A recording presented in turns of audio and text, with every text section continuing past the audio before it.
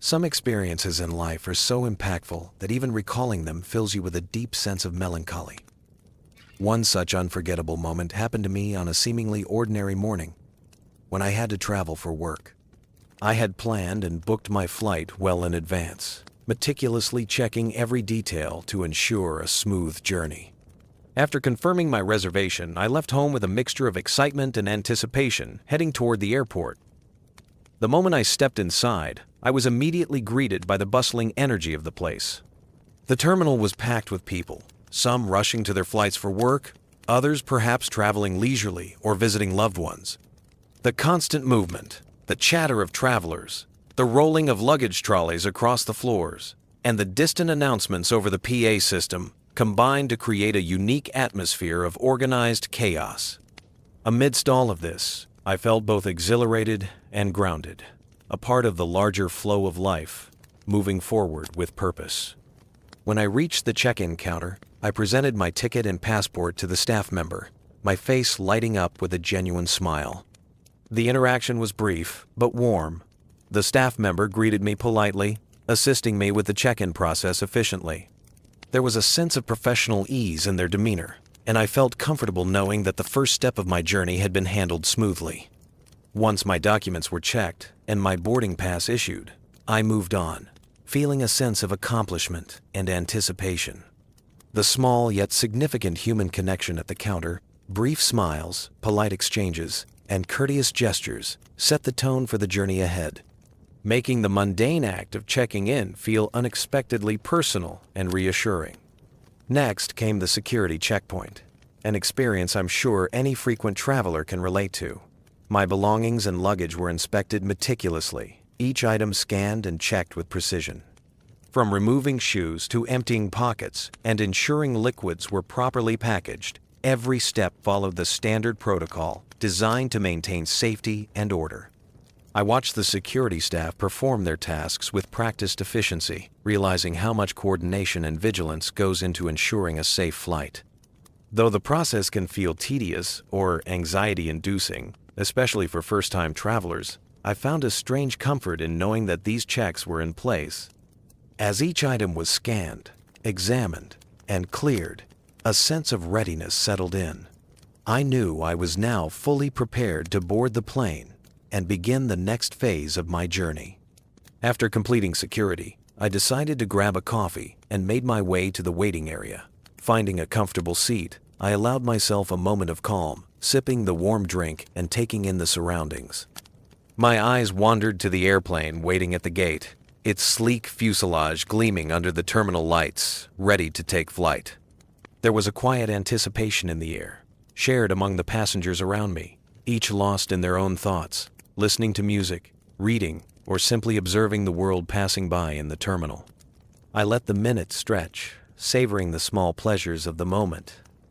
The aroma of fresh coffee, the soft hum of conversation, and the gentle rhythms of travel. It was a pause, a quiet interlude before the adventure of the journey truly began. Finally, the boarding call came. I stood, adjusted my bag, and walked toward the gate, feeling a mixture of nervousness and excitement.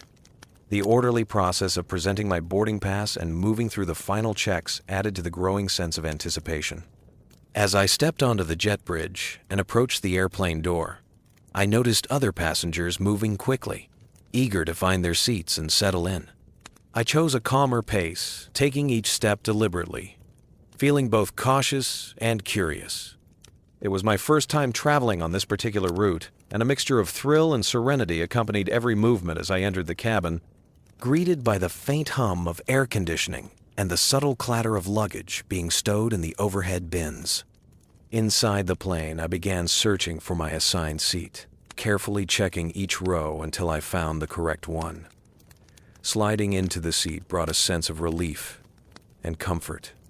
The window beside me promised a view that I had been anticipating, a chance to see the world from above, transformed into a miniature landscape. Settling in, I took a moment to adjust my belongings, placing my bag securely under the seat and buckling my seatbelt. The world outside seemed to pause for a moment as I took my first deep breath of air, feeling both grounded and elevated simultaneously. As I sat down and peered out the window, a profound sense of peace washed over me. My window seat offered an unobstructed view of the tarmac and the planes lined up, waiting for departure. I watched other passengers settling into their routines, some conversing quietly, others absorbed in reading or electronic devices. I felt content, the comfort of the seat, and the sense of personal space giving me time to reflect. A quiet smile played on my lips as I looked outside, appreciating the small details, the glint of sunlight on the airplane's fuselage, the subtle movements of ground crew, the distant horizon. It was a moment of anticipation wrapped in tranquility. When the plane began to move and slowly taxied toward the runway, my excitement grew. The engines hummed with power, and a thrill ran through me as the aircraft accelerated. As we lifted off the ground, I felt a rush of exhilaration, my first real glimpse of the world from the sky. The buildings below shrank into tiny shapes, streets winding like ribbons, and vehicles moving in patterns almost too small to notice. The perspective was surreal, the feeling of floating both thrilling and humbling. My smile widened, my laughter quiet, but full of joy, as I took in the incredible view and realized the journey had officially begun. Once airborne, the plane glided smoothly, and I continued to gaze out at the sky and the clouds. The horizon stretched endlessly, buildings and landscapes below, becoming miniature representations of life. The clouds moved slowly, their shapes shifting with the wind, and the sky displayed a spectrum of colors, from pale blue to hints of gold in the rising or setting sunday. It was a quiet spectacle, one that gave me a sense of perspective and wonder. I felt small and significant at the same time, observing the delicate balance of the world below and the vastness above. As I settled into my seat, the idea struck me to record this journey in my notebook. I pulled it from my bag, placed it on the tray table, and began writing down every detail, the sights, the sounds, the emotions stirring within me. One by one, I documented the experience, capturing moments that might otherwise be forgotten. It had become a habit, a personal ritual, to record travels and experiences faithfully, preserving them for reflection. The act of writing added a layer of mindfulness to the journey, allowing me to process and appreciate every small detail around me. As I sat there sipping my coffee, I noticed the flight attendants moving down the aisle, offering drinks and snacks to the passengers. Their calm, practiced demeanor added a sense of normalcy and comfort to the cabin. I took my cup, feeling the warmth seep into my hands, and settled back into my seat.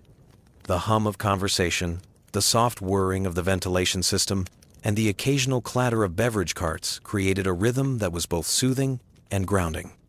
In that moment, the combination of warmth from the coffee, the gentle sway of the plane, and the collective calm of the passengers gave me a sense of belonging and reassurance, a feeling that I was exactly where I needed to be. Suddenly, the plane hit a small patch of turbulence. The coffee in my cup wobbled slightly, and my heart skipped a beat. I gripped the cup tightly, trying to steady it, while a wave of unease passed over me. It was just a minor jolt, but in that fleeting moment, my mind became hyper-aware of every movement, every sound, every sensation. The initial thrill of flight now mingled with a subtle undercurrent of anxiety, a reminder of the unpredictability of the journey. I focused on maintaining my composure, taking slow breaths, and reminding myself that this was a normal part of flying, that the plane and the crew were equipped to handle it. Then, the turbulence intensified. A sharp jolt sent a ripple of tension through the cabin, and I could see the reactions of the passengers around me. Some murmured prayers under their breath, others clutched their armrests tightly, and a few simply stared out the window, frozen in quiet apprehension. Sitting by the window, I felt every sway and tilt acutely. My hands began to tremble, my chest tightened, and I realized just how small and vulnerable we all were in that suspended space between earth and sky. The experience was humbling, a stark reminder of both the power of nature and the fragility of human existence in the face of it. Shortly after, the flight attendants came by, distributing oxygen masks in preparation for potential emergency scenarios. Each passenger received a mask, and the cabin filled with the quiet rustling of people adjusting and securing theirs.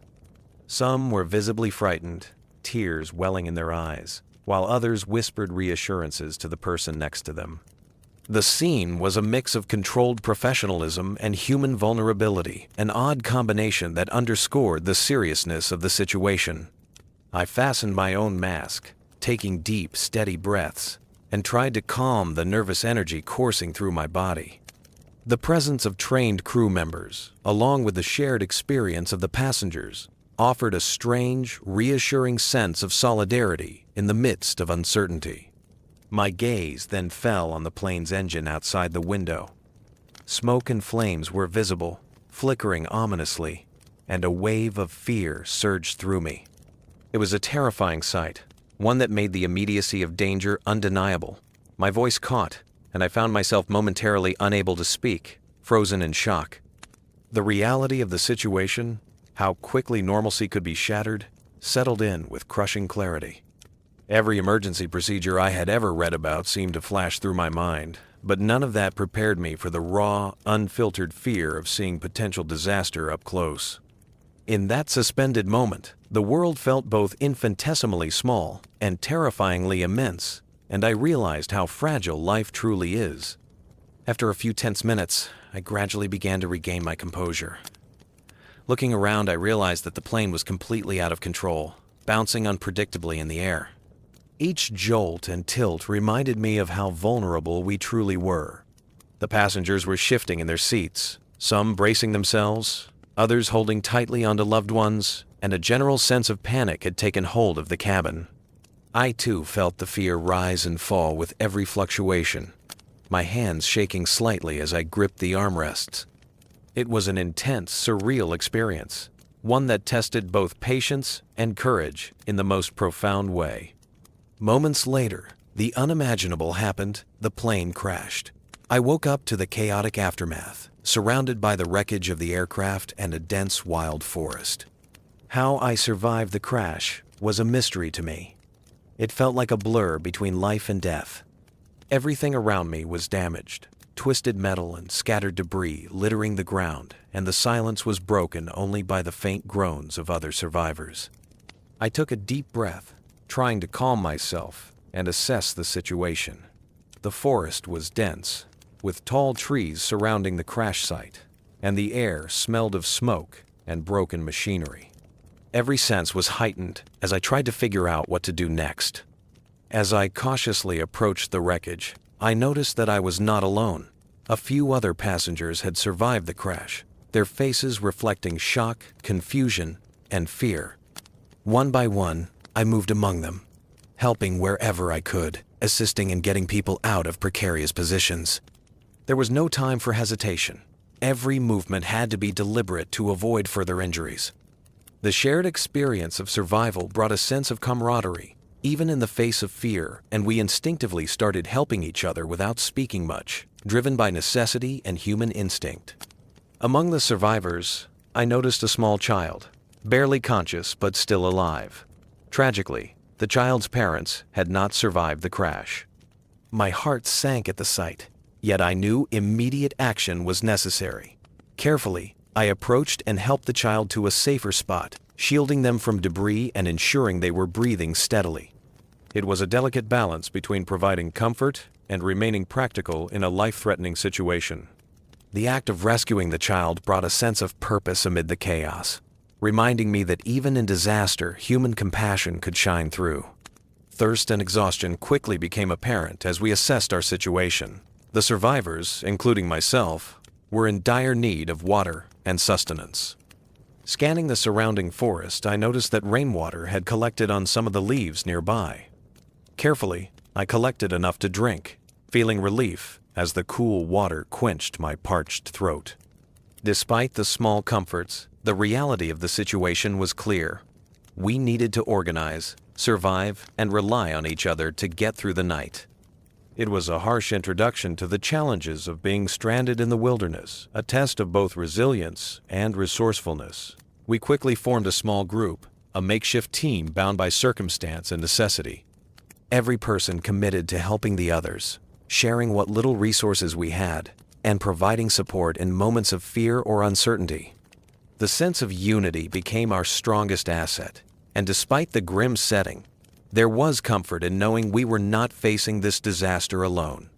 Together, we shared what little food we could find and coordinated efforts to stay safe, moving cautiously through the forest while supporting one another emotionally and physically. As night fell, the forest transformed into a dark and imposing place. We gathered around a small fire we had managed to ignite, its warmth and light offering both comfort and a beacon of hope. 5 or 6 of us sat together, sharing glances that reflected both anxiety and solidarity. The crackling flames cast long shadows across our faces, and the silence of the night was filled with unspoken questions. How would we survive? What dangers lay ahead? The fire became our anchor, a symbol of human perseverance in the midst of fear and uncertainty. Soon, frightening sounds begin to rise from deep inside the jungle, loud echoes of wild animals growling and calling in the distance. The atmosphere suddenly feels heavy and tense, and everyone in the group becomes nervous, their faces pale with fear. One girl in particular gets so terrified by those sounds that she breaks down and starts crying uncontrollably.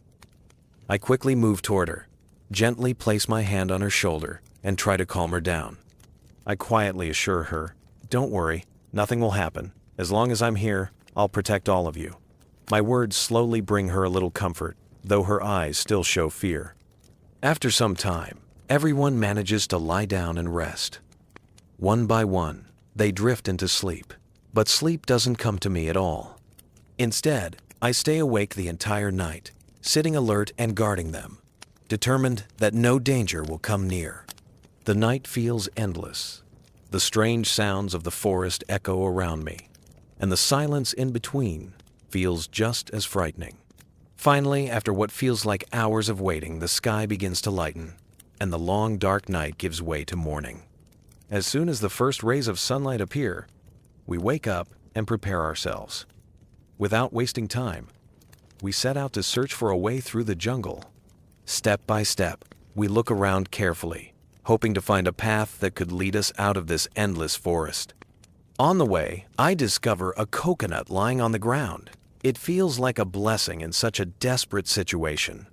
We decide to break it open and share it among everyone equally, so that at least each person gets a little food to reduce their hunger.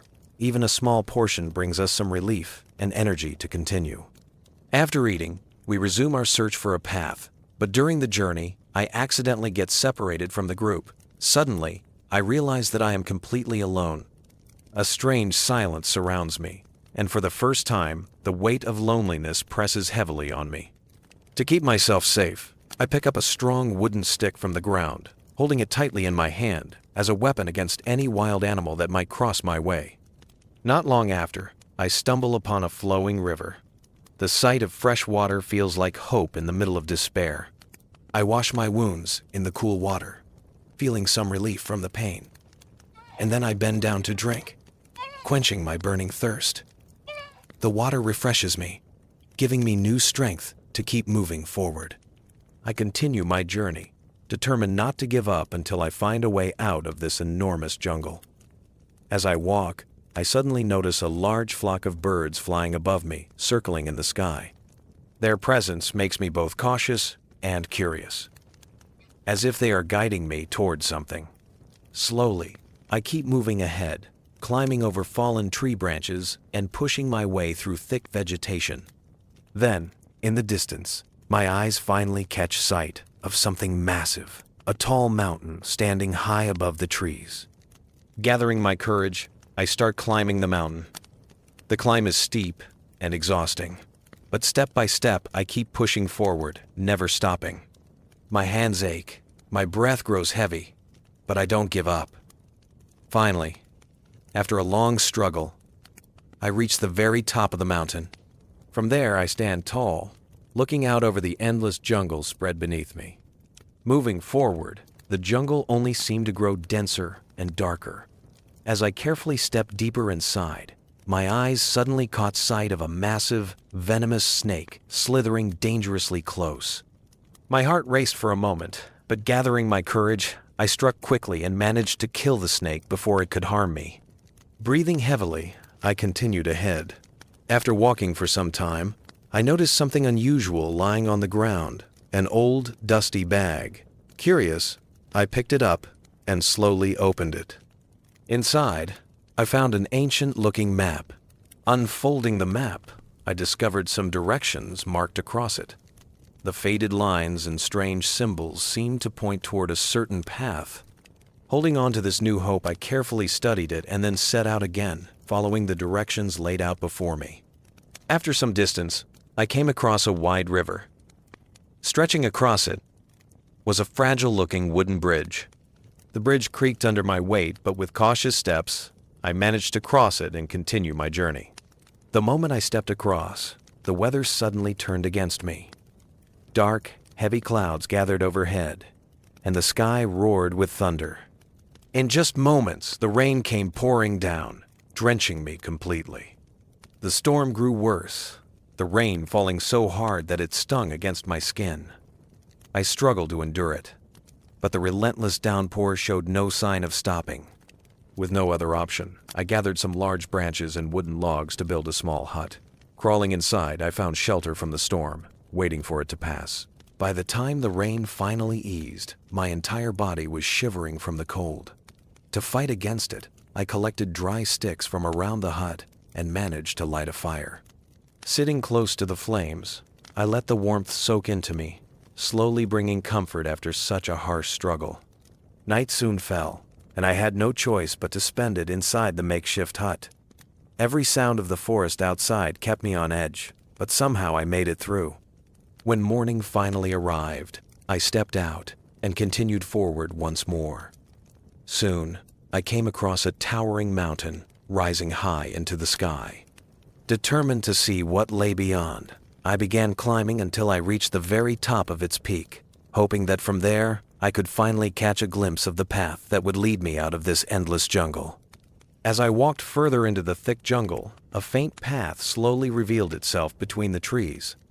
Knowing the dangers that lurked around, I picked up a strong wooden stick and held it tightly in my hand, prepared to defend myself if any wild animal crossed my way.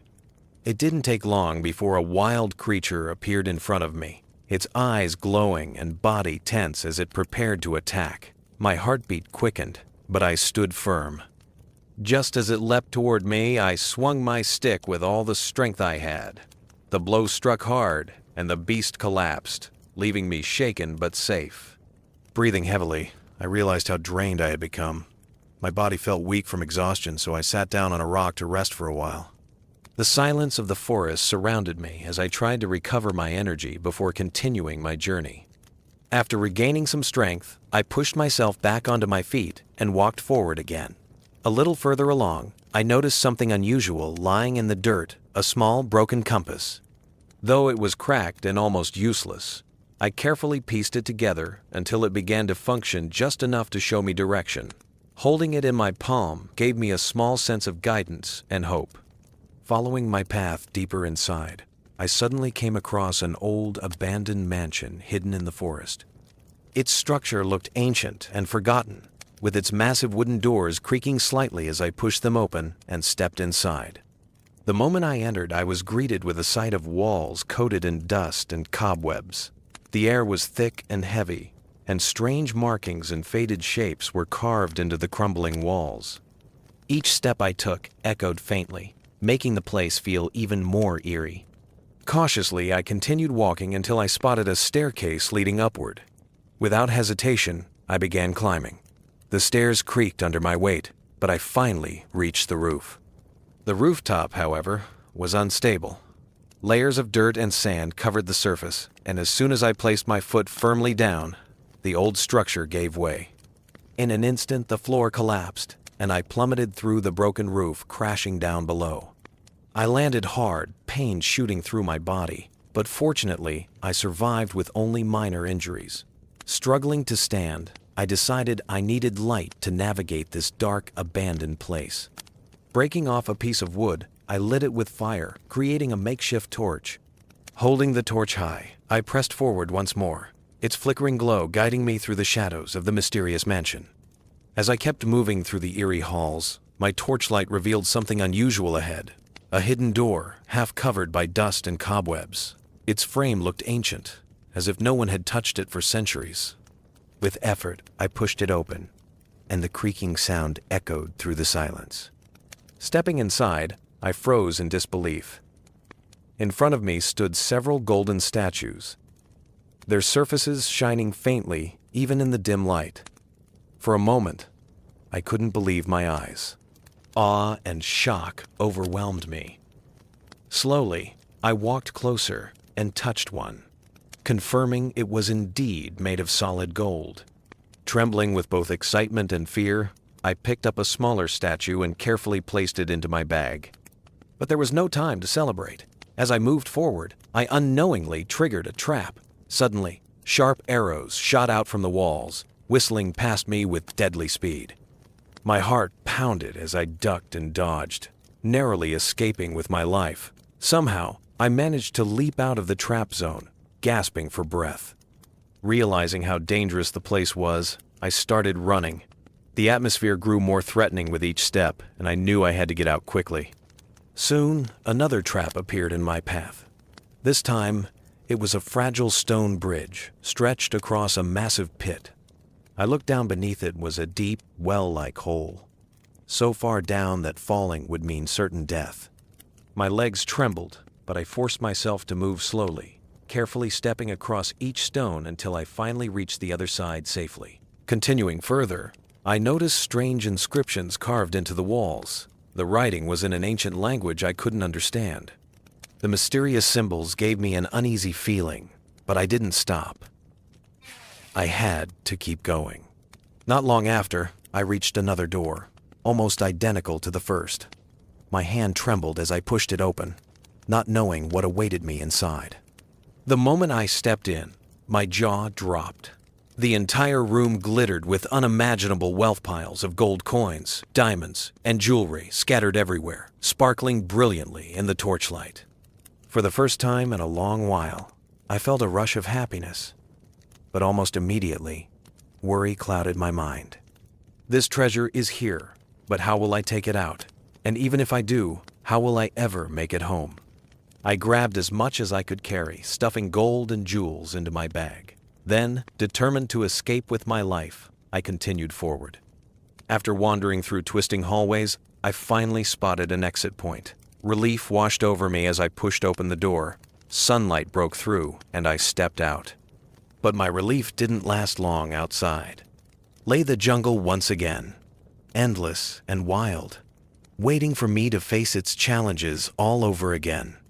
As I head back into the jungle and walk a little further, I finally come across my old group that had been left behind earlier.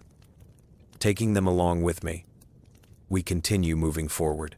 After walking some distance, we suddenly spot a helicopter flying across the sky.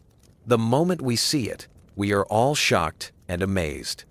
We quickly gather together and start signaling toward the helicopter, hoping it would notice us, come down, and take us away from there.